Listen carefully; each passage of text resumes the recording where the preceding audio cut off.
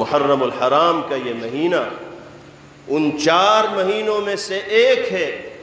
جس کو اللہ پاک نے اسی دن عظمت و حرمت عطا فرما دی تھی جس دن آسمانوں کو اور زمین کو پیدا کیا گیا۔ ان عدت الشہور عند اللہ 12 شہرا فی کتاب اللہ یوم خلق السماوات والارض منها 4 حرم۔ 12 مہینوں میں سے 4 مہینے ایسے ہیں جن کو اللہ نے آسمان و زمین کی تخلیق کے فوراً بعد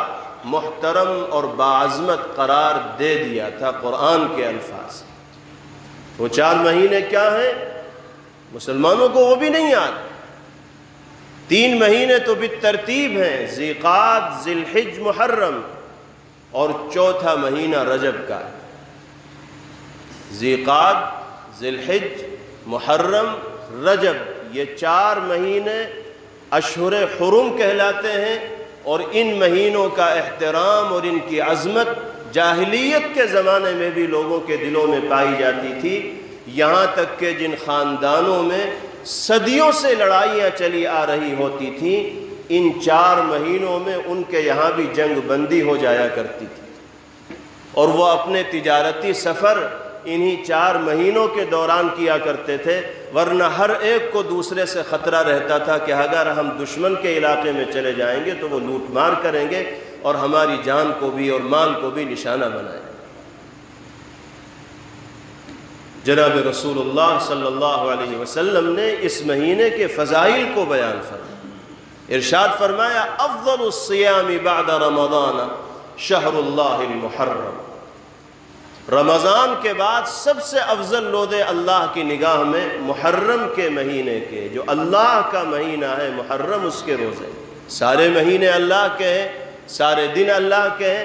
لیکن محرم کے ساتھ اللہ نے اپنے نام کو منسوب فرمایا ہے۔ پیغمبر علیہ السلام نے محرم کی نسبت اللہ کی جانب فرمائی ہے، اس کی عظمت کو، اس کی رفعت کو بتانے کے لیے۔ تو کرنے کا جو کام ہے اس ماہ مبارک میں، وہ جتنی اللہ توفیق دیں اتنے روزے رکھے جائیں، اور خاص طور پر 9 اور 10 محرم کا روزہ، یا 10 اور 11 محرم کا روزہ بہت اجر و ثواب کا حامل ہے۔ نبی کریم علیہ السلام نے ارشاد فرمایا من صام عاشوراء احتسب علی اللہ ان یکفر السنة التي قبلہ وفی روایت السنة التي بعدہ۔ جو آدمی 10 محرم کا روزہ رکھے گا، میں اللہ کی ذات سے امید رکھتا ہوں کہ ایک دن کا روزہ اس کے گزرے ہوئے سال کے گناہوں کے لیے بھی کفارہ بنے گا، اور آنے والے سال کے گناہوں کے لیے بھی کفارہ بنے گا۔ لیکن رکھنے 2 چاہیے، کیونکہ پیغمبر علیہ السلام جب مدینہ منورہ تشریف لے گئے تو وہاں جو یہود کے قبائل آباد تھے، آپ نے ان کو عاشورے کے دن کا روزہ رکھتے ہوئے دیکھا، تو آپ نے صحابہ سے فرمایا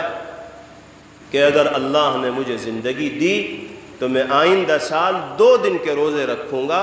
پھر صحابہ سے فرمایا کہ یہودیوں کی مخالفت کرو، اگر یہ 1 دن کا رکھتے ہیں تو تم 2 دن کا رکھو، تاکہ ان کے اور تمہارے اعمال میں کوئی مشابہت نہ ہو۔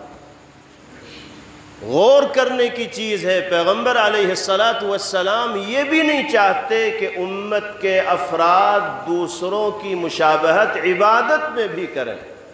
جب عبادت میں آپ کو غیروں کی مشابہت گوارا نہیں، تو شکل و صورت میں آپ غیروں کی مشابہت کیسے گوارا کر لیں گے؟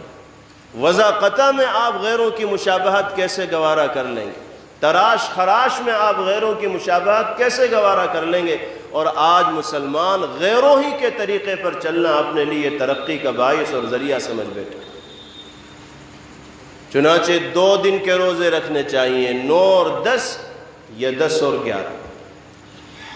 احادیث میں محرم کے حوالے سے یہی چیزیں ملتی ہیں، لیکن بہت سی چیزیں ماہ محرم کے حوالے سے ہمارے سماج میں، ہمارے معاشرے میں بعض لوگوں کے قرب اور صحبت کی وجہ سے ایسی رائج ہو گئی ہیں جن کا دین و مذہب سے کوئی تعلق نہیں۔ مثال کے طور پر ایک تصور محرم کے حوالے سے لوگوں میں یہ پایا جاتا ہے کہ محرم کا نام لیتے ہی سوگ اور غم کا تصور ہونے لگتا ہے۔ یہ تو وہی مہینہ ہے جس میں ماتم کیا جاتا ہے، جس میں سوگ منایا جاتا ہے، جس میں کالے کپڑے پہنے جاتے ہیں۔ اور حد یہ ہے کہ ہمارے بہت سے مسلمان گھروں میں یہ تصور پایا جاتا ہے کہ اس مہینے میں اگر کوئی خوشی کی تقریب منعقد کی جائے گی تو وہ صحیح طور پر انجام تک نہیں پہنچے گی، اس میں خیر و برکت نہیں ہوگی۔ شادیوں کی تاریخیں جب گھروں میں رکھی جاتی ہیں تو بڑے بوڑھے اور بڑی بوڑھیاں یہ دیکھتی ہیں کہ کہیں محرم کی تاریخ تو نہیں ٹکرا رہی۔ محرم کی تاریخ پڑتی ہے تو فوراً تاریخیں آگے پیچھے کی جاتی ہیں کہ کہیں محرم میں نکاح نہ ہو جائے اور نعوذ باللہ اس نکاح میں خیر و برکت نہ ہو۔ یہ تصور ہے، یہ سراسر غیر اسلامی تصور۔ سیدنا حضرت فاطمہ رضی اللہ تعالی عنہ کا نکاح حضرت علی ابن ابی طالب رضی اللہ تعالی عنہ کے ساتھ محرم ہی کے اس مہینے میں ہوا۔ خود جناب رسول اللہ صلی اللہ تعالی علیہ وسلم کا نکاح حضرت صفیہ رضی اللہ تعالی عنہ کے ساتھ اسی ماہ محرم میں ہوا۔ اگر محرم کے مہینے میں کیا جانے والا نکاح خیر و برکت کا باعث و ذریعہ نہ ہوتا تو یہ دونوں نکاح کیسے اس ماہ مبارک میں ہو سکتے ہیں؟ اور ان سے زیادہ مبارک جوڑا کائنات میں کون سا ہو سکتا ہے؟ جھوٹے ہیں وہ لوگ جو اس تصور کو عام کرتے ہیں کہ اس مہینے کے اندر خوشی کی تقریب منعقد کرنا یہ خیر و برکت کا باعث و ذریعہ نہیں ہو۔ یہ اثر ہے ان لوگوں کی صحبت کا جو شرعی اور اسلامی تصورات کے خلاف اس مہینے کو سوگ، ماتم اور غم کے مہینے کے طور پر مناتے ہیں۔ میں نے عرض کیا کہ اس مہینے کی عظمت اور احترام اللہ نے اسی دن بیان فرما دی تھی جس دن آسمانوں کو اور زمین کو پیدا کیا ہے۔ عام لوگ یہ سمجھتے ہیں کہ ماہ محرم الحرام میں جو عظمتیں ہیں، جو رفعتیں ہیں، جو بلندیاں ہیں وہ صرف اس وجہ سے ہیں کہ اسی مہینے میں نواس رسول سیدنا حضرت حسین بن علی رضی اللہ تعالی عنہ کا سانحہ شہادت پیش آیا۔ یقیناً سیدنا حسین رضی اللہ تعالی عنہ کا المناک سانحہ شہادت اس ماہ مبارک کے اندر پیش آیا ہے، لیکن اللہ نے اس مہینے کو عظمت و احترام کا مقام ان کے سانحہ شہادت سے پہلے ہی عنایت فرما دیا۔ اور یہ تو حضرت حسین رضی اللہ تعالی عنہ کے بلندی مقام کی علامت و نشانی ہے کہ اللہ نے ان کو اپنی بارگاہ میں جان کا نذرانہ پیش کرنے کے لیے وہ مہینہ عطا فرمایا جس کو روز اول سے احترام و عظمت کا مقام دے دیا گیا۔ سیدنا حسین رضی اللہ تعالی عنہ سے محبت ہر مسلمان کے ایمان کا حصہ ہے۔ مومن کا ایمان کامل نہیں ہو سکتا جب تک کہ وہ پیغمبر علیہ السلام کے ساتھ تمام کے تمام صحابہ کرام رضوان اللہ علیہم اجمعین سے محبت نہ کرنے والا ہو، اور خاص طور پر حضرات اہل بیت رضوان اللہ علیہم اجمعین سے محبت نہ کرنے والا ہو۔ وہ سنی کہے جانے کے لائق نہیں، وہ مومن کہے جانے کے لائق نہیں، وہ مسلمان کہے جانے کے لائق نہیں جو صرف آقا سے محبت کا دعویٰ کرتا ہو اور صحابہ کرام رضوان اللہ علیہم اجمعین کے سلسلے میں اچھا گمان اپنے دل کے اندر نہ رکھتا ہو، صحابہ کی محبت اس کے دل میں گھر کیے ہوئے نہ ہو، اور حضرات اہل بیت رضوان اللہ علیہم اجمعین کی محبت اس کے دل کے اندر نہ ہو۔ ہم جس طرح پیغمبر علیہ السلام کی محبت کو کمال ایمان کے لیے ضروری سمجھتے ہیں، اسی طرح صحابہ کرام اور حضرات اہل بیت رضوان اللہ علیہم اجمعین کی محبت کو بھی کمال ایمان کے لیے لازمی تصور کرتے ہیں، کیونکہ نبی سے محبت کا حق اس وقت تک نہیں ادا ہو سکتا جب تک کہ نبی کے جانثاروں، فداکاروں، عاشقوں اور محبت کرنے والوں سے محبت کا حق نہ ادا کیا جائے۔ لیکن یاد رکھیے سیدنا حسین رضی اللہ تعالی عنہ سے حقیقی محبت و تعلق و عقیدت کا وہ معیار نہیں ہے جو آج جھوٹی محبت کرنے والوں نے بنا رکھا۔ آپ سے محبت و عقیدت کے نام پر دین کا مذاق اڑایا جاتا ہے، دین کا تماشا بنایا جاتا ہے، سینہ کوبی کی جاتی ہے، ماتم کیا جاتا ہے، نوحہ خوانی ہوتی ہے، مرثیہ خوانی ہوتی ہے۔ جن چیزوں کو مٹانے کے لیے پیغمبر علیہ السلام اس دنیا میں تشریف لائے، جن چیزوں کو کرنے والوں کے لیے پیغمبر علیہ السلام نے فرمایا کہ ان کا اور ہمارا کوئی واسطہ اور لینا دینا نہیں، محبت حسین کے نام پر ایک طبقہ انہی چیزوں کو انجام دیتا ہے اور یہ سمجھتا ہے کہ ہمارے علاوہ کوئی محب اہل بیت ہے ہی نہیں۔ آپ نے ارشاد فرمایا لیس منا من ضرب الخدود وشق الجیوب ودعا بدعوى الجاہلیہ، یاد رکھو ہمارا ان لوگوں سے کوئی واسطہ اور لینا دینا نہیں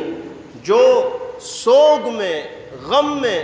اپنے رخسار کو پیٹنے والے ہیں، اپنے جسم کو مارنے والے ہیں، زخمی کرنے والے ہیں، اپنا گریبان چاک کرنے والے ہیں،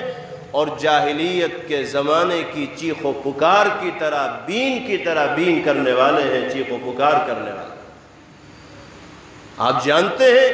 کہ پیغمبر علیہ السلام کی اس وعید کے مصداق کون لوگ ہیں؟ جنہوں نے اہل بیت سے محبت کو اپنی جھوٹی جاگیر سمجھ رکھا، اور جو حقیقی محبت کرنے والا طبقہ ہے ان پر گستاخ اہل بیت کا الزام انہوں نے لگا رکھا ہے۔ ہم یہ سمجھتے ہیں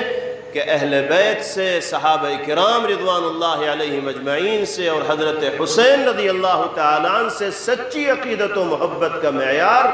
ان کے طریق زندگی کو اختیار کرنا ہے، ان کے اخلاق و کردار کو اپنانا ہے، ان کے جذبے سے سبق لینا ہے۔ حقیقی محبت کا معیار یہ ہے۔ کسی کے شہادت کے مہینے کو،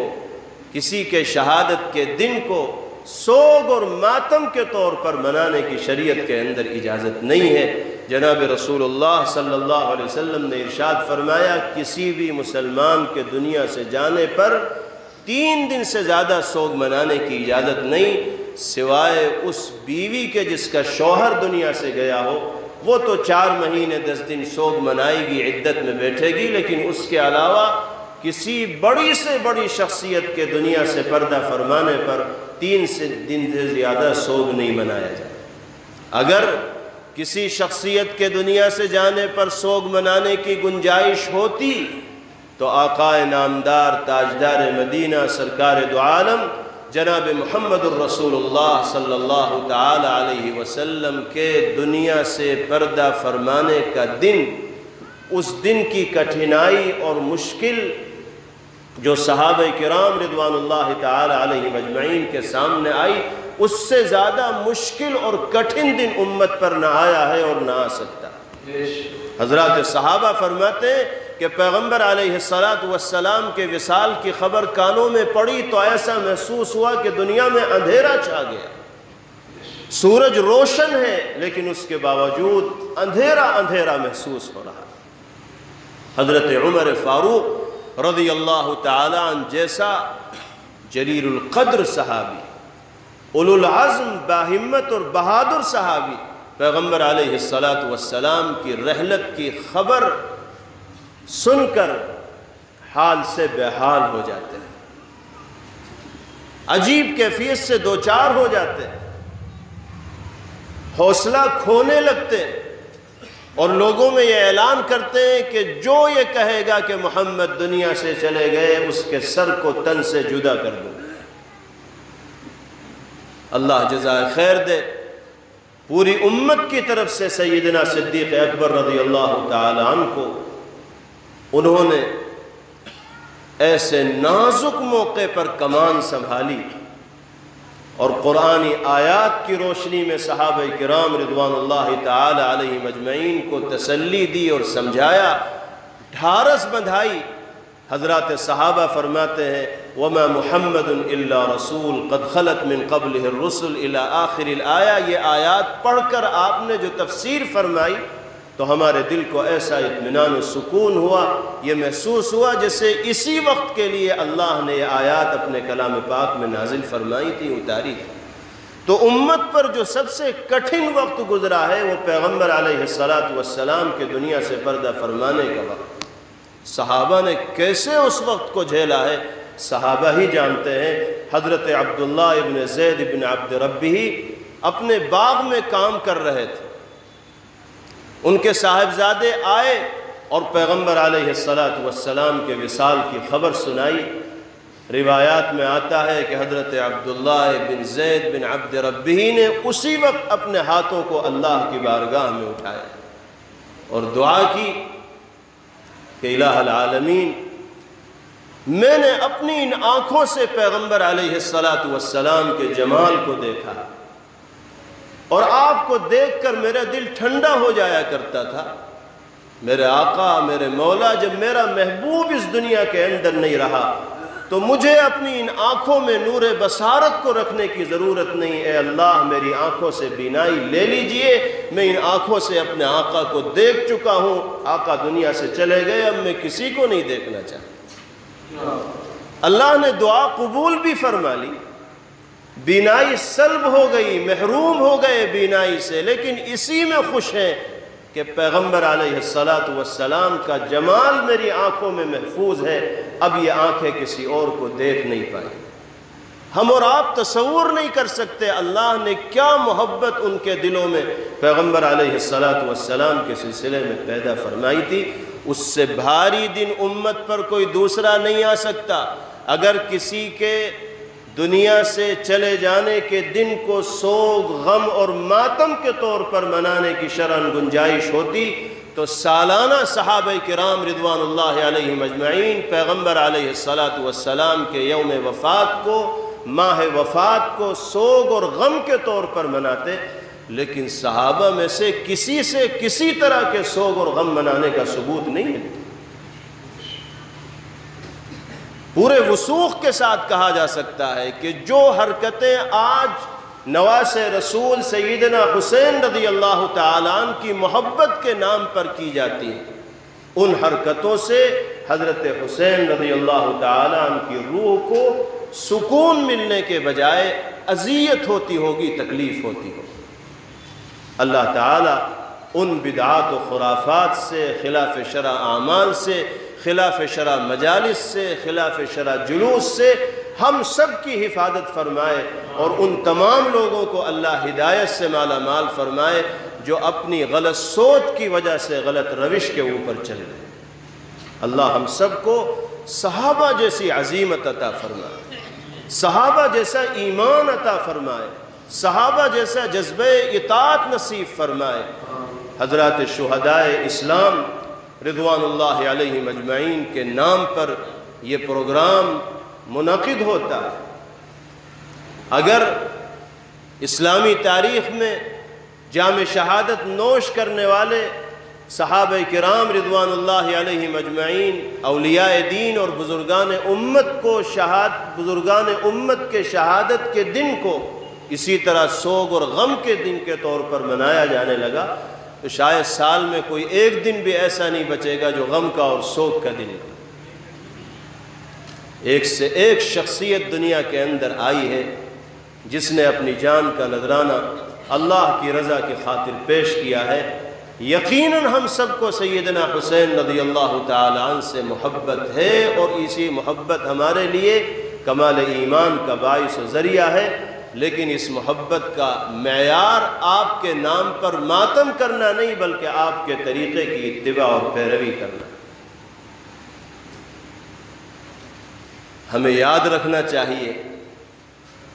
ان مقدس اور برگزیدہ صحابہ کو جنہوں نے تاریخ اسلامی میں سب سے پہلے جام شہادت نوش کیا۔ ان کا یہ جذبہ بھی اس لائق ہے کہ بار بار اس کو لوگوں کے سامنے ذکر کیا جائے اور اس جذبے سے سبق لیا جائے۔ جو آیات میں نے شروع میں آپ کے سامنے تلاوت کی تھی اس میں اللہ تعالیٰ نے اسی واقعے کی جانب اشارہ فرمایا ہے۔ 3 صحابی ہیں، حضرت یاسر رضی اللہ عنہ، حضرت سمیہ رضی اللہ عنہ، یہ دونوں شوہر و بیوی ہیں، اور تیسرے ان کے صاحبزادے ہیں حضرت عمار رضی اللہ عنہ۔ دشمنان مکہ کے ہتھے چڑھ جاتے، دشمنان دین ان کو گرفتار کر لیتے، ظلم و ستم کا نشانہ بناتے، مجبور کرتے ہیں کلمہ کفر ادا کرنے پر، دھمکی دیتے ہیں کہ اگر جان پیاری ہے تو وہ بولو جو ہم بلوانا چاہتے ہیں، وہ کہو جو ہم کہلوانا چاہتے ہیں۔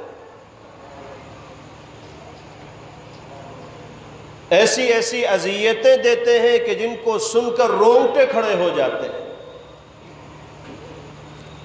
لیکن قربان جائیے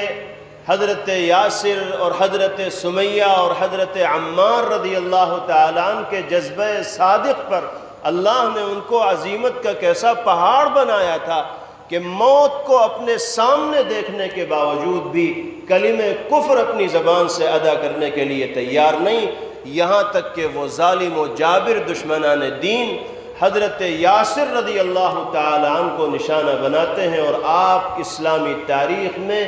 پہلے جام شہادت نوش کرنے والے صحابی بن جاتے ہیں۔ پھر حضرت سمیہ رضی اللہ تعالیٰ عنہ کو نشانہ بنایا جاتا ہے، ان پر دشمنوں کا نزلہ گرتا ہے، لیکن وہ بھی کلمہ کفر ادا کرنے کے لیے تیار نہیں ہوتی،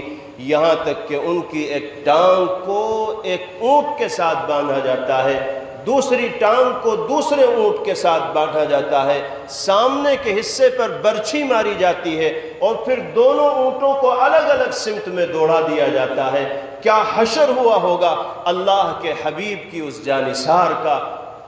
اور کیسی قربانی اللہ کی بارگاہ میں سمیہ رضی اللہ تعالی عنہا نے پیش کی ہوگی، اور اللہ نے رحمت کی کس نگاہ سے اپنی بندی کی اس قربانی کو دیکھا ہوگا، تصور نہیں کیا جا سکتا۔ یہ ہے عظیمت۔ اگرچہ شرعی مسئلہ یہ ہے کہ اگر جان پر پڑ جائے، جان پر بن آ جائے، جان جانے کا اندیشہ ہو تو کلمہ کفر اپنی زبان سے ادا کیا جا سکتا ہے جان بچانے کے لیے،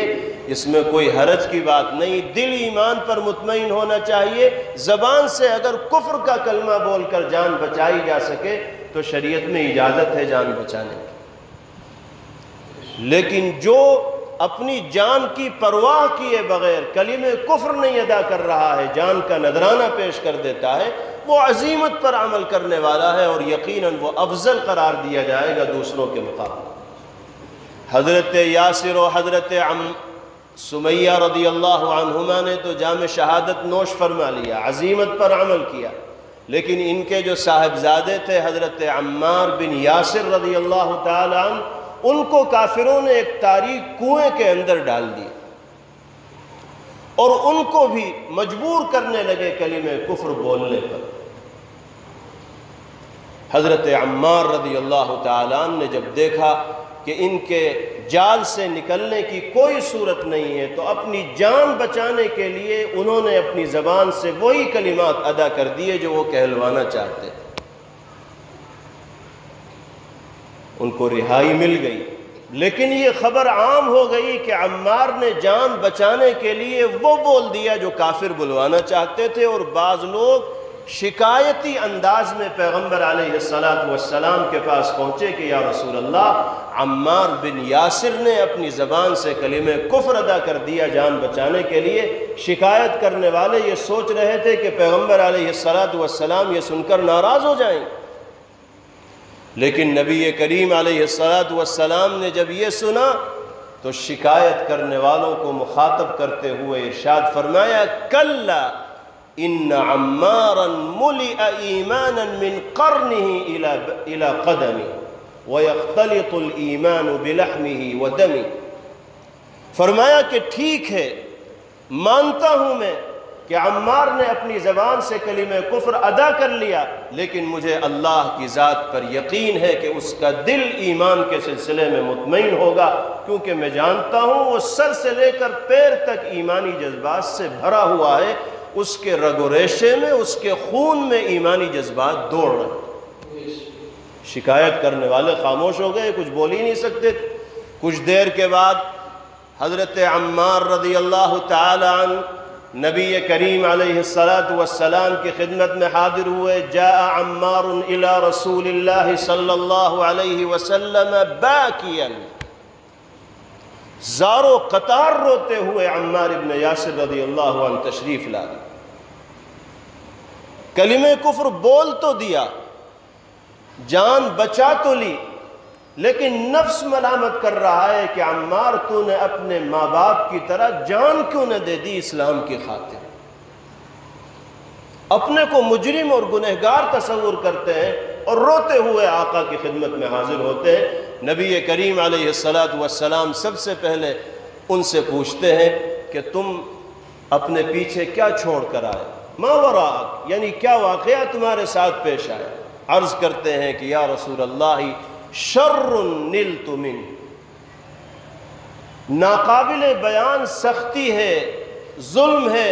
جس کا سامنا میں نے کافروں کی طرف سے کیا ہے. وَذَكَرْتُ آلِهَتَهُمْ بِخَيْرٍ، اور میں نے ان کے کہنے کے مطابق ان کے معبودوں کا تذکرہ ایسے ہی کر دیا ہے جیسے وہ کروانا چاہتے. صاف صاف لفظوں میں اقرار کر لیا، کوئی بات ڈھکی چھپی نہیں رکھی کہ انہوں نے جو مجھ سے بلوانا چاہا وہ میں بول دیا. روایات میں آتا ہے فَمَسَحَ رَسُولُ اللَّهِ صلی اللہ علیہ وسلم دمع عینیہ، پیغمبر علیہ السلام نے اپنے مبارک ہاتھوں سے حضرت عمار رضی اللہ تعالیٰ عنہ کے رخسار پر بہنے والے آنسوؤں کو پوچھا، ان کو تسلی دی اور فرمایا عمار آئندہ بھی اگر کوئی ایسی صورت پیش آ جائے، جان پر پڑ جائے اور کفار تم سے کچھ بلوانا چاہیں تو آج تم جس طرح بول کر آئے ہو اسی طرح بعد میں بھی بول لینا اور اپنی جان کو بچا لینا.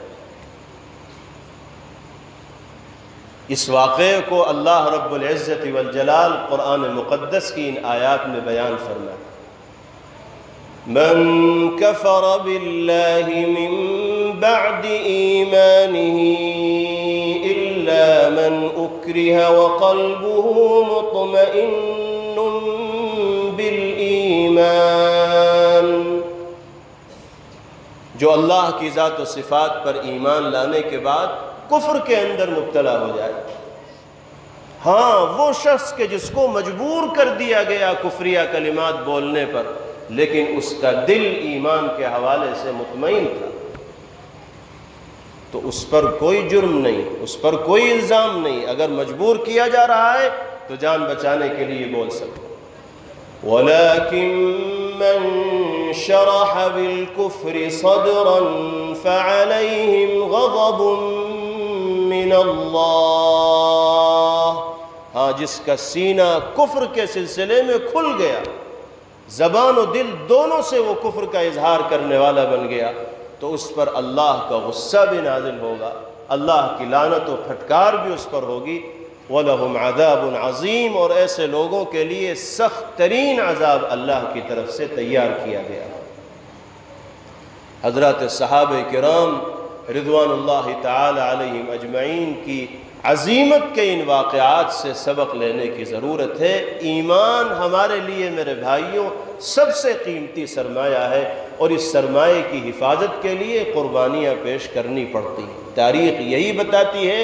کہ اللہ ایمان والوں کا امتحان لیتے ہیں قربانیوں کے ذریعے. جو قربانی پیش کر دیتا ہے ایمان کے تحفظ کی خاطر وہ کامیاب ہوتا ہے، اور جو قربانی پیش کرنے سے کتراتا ہے اللہ کی نگاہ میں وہ ناکام قرار دیا جاتا ہے. موجودہ زمانے میں ہر اعتبار سے میرے بھائیوں ہمیں ایمانی تحفظ کی خاطر قربانی پیش کرنے کی ضرورت ہے. اپنے ایمان کو بچانے کی بھی فکر کرنی ہے، اپنی نسلوں کے ایمان کو بچانے کی بھی فکر کرنی ہے، اپنے گھر والوں کے ایمان کے تحفظ کی بھی فکر کرنی ہے. معاف کیجئے گا، ہم اس دنیا میں صرف اور صرف دنیا ہی کی کامیابی کا خواب دیکھتے ہیں. ہم بھی دنیاوی اعتبار سے کامیاب ہوں، ہمارے بچے بھی دنیاوی اعتبار سے کامیاب ہوں، لیکن اخروی اور دینی اعتبار سے کامیابی کی فکر نہ ہم اپنے سلسلے میں رکھتے ہیں اور نہ اپنے بچوں کے سلسلے میں رکھتے ہیں. حالانکہ حقیقی کامیابی ایمان کے تحفظ کے راستے ہی سے ملے گی۔ ہمیں اپنے لیے بھی ایسا ماحول تیار کرنا چاہیے جس میں زندگی گزار کر ہم ایمانی تقاضوں پر عمل کر سکیں، اور جن بچوں کی ذمہ داری ہمارے کاندھوں پر ہے ان کے لیے بھی ہمیں ایسا ماحول دینا ہے جس میں وہ پروان چڑھ کر اپنے آپ کو اللہ کی اطاعت و فرمانبرداری کے راستے پر ڈال سکیں، اور جناب محمد الرسول اللہ صلی اللہ علیہ وسلم اور صحابہ کرام رضوان اللہ علیہم اجمعین کی عظمت و محبت کے جذبات کے ساتھ ان کے مبارک طریقے کے اوپر عمل کر سکیں۔ ہم سب کو اس بات کو یقینی بنانا ہے کہ ہمارے گھر کا ہر فرد قرآن کی تعلیم سے آشنا ہو، دین کے بنیادی عقائد و مسائل سے واقف ہو۔ دنیاوی اعتبار سے ہم چاہے ان کو کوئی بھی تعلیم دلائیں، لیکن دین کے جو بنیادی عقائد و مسائل ہیں، قرآن کی اور نماز کی جو تعلیم ہے، اس سے ہمیں قطعاً بے خبر نہ رہنا چاہیے، غافل نہ رہنا چاہیے، ورنہ اللہ کی بارگاہ میں جواب دینا مشکل ہو جائے گا۔ اللہ ہم سب کو اپنی دینی اور ایمانی ذمہ داریاں حسن و خوبی کے ساتھ انجام دینے کی توفیق عطا فرمائے۔